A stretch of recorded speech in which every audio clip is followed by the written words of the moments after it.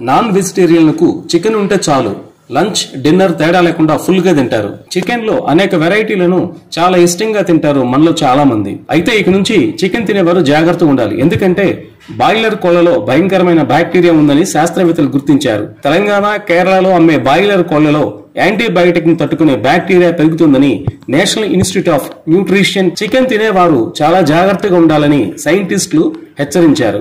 చాలా మంది poultry farms వాళ్ళు అవసరం ఉన్నా లేకపోయినా కోళ్లకు యాంటీబయాటిక్ ఇంజెక్షన్లు ఇస్తున్నారు. దీంతో కోళ్లలో యాంటీ మైక్రోబయల్ రెసిస్టెన్స్ పెరుగుతుందని ఆందోళన వ్యక్తమవుతుంది.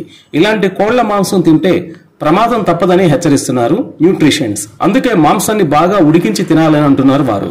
అయినప్పటికీ తగు జాగ్రత్తలు అవసరమని చెబుతున్నారు. ఇక కేరళను సౌత్ జోన్ గా, తెలంగాణ సెంట్రల్ జోన్ గా విభజించిన NIN శాస్త్రవేత్తలు ఈ అధ్యయనం నిర్వహించారు. రెండు రాష్ట్రాల్లోని 47 పౌల్ట్రీ ఫార్మ్స్ లోని 131 కోడి రెట్టలను శాంపిల్ గా సేకరించారు. వాటి నుంచి DNA వేరు చేసి పరిశోధించారు.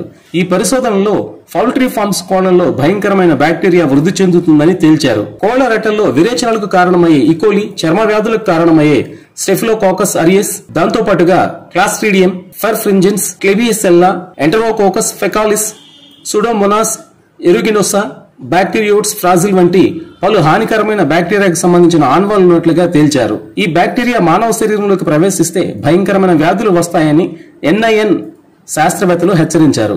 ఈ బ్యాక్టీరియాలన్నీ యాంటీబయాటిక్ ట్రీట్మెంట్ కు సవాల్ విసురుతాయని హెచ్చరిస్తున్నారు వారు. ఇలాంటి చికెన్ ను అధిక ఉష్ణోగ్రతతో ఉడికించడం ద్వారా వీటిలో 95% బ్యాక్టీరియా నాశనం అవుతుందని వివరించారు. తెలంగాణతో పోలిస్తే కేరళలోనే యాంటీ మైక్రోబయల్ రెసిస్టెన్స్ జన్యువులు తీవ్రంగా ఉన్నట్లుగా గుర్తించారు. సో ఫారం కోళ్లు తినడం మంచిది కాదని తెలిసినా చాలా మంది తినకుండా ఉండలేకపోతున్నారు. ఒకవేళ తిన్నా బాగా ఉడికించిన మాంసంని తినండి.